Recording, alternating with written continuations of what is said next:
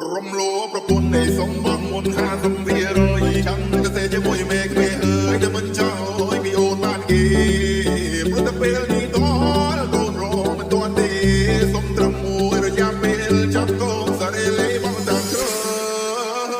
សុំមកតូចខ្ញុំជាអ្នកឲ្យព្រោះតែពេលនេះខ្ញុំត្រៀមរួចហើយឬសុំមកតូចខ្ញុំជាអ្នកឲ្យព្រោះមិនខែក្រោយគឺខែក្រោយទៀត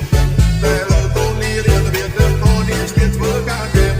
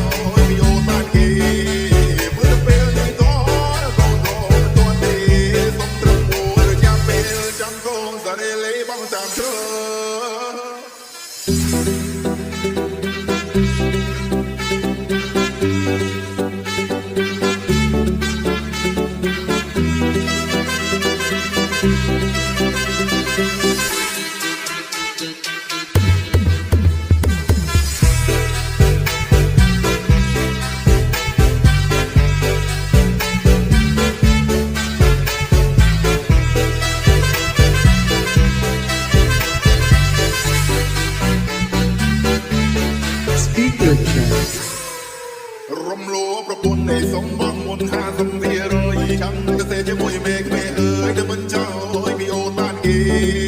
ព្រោះតែពេលនេះ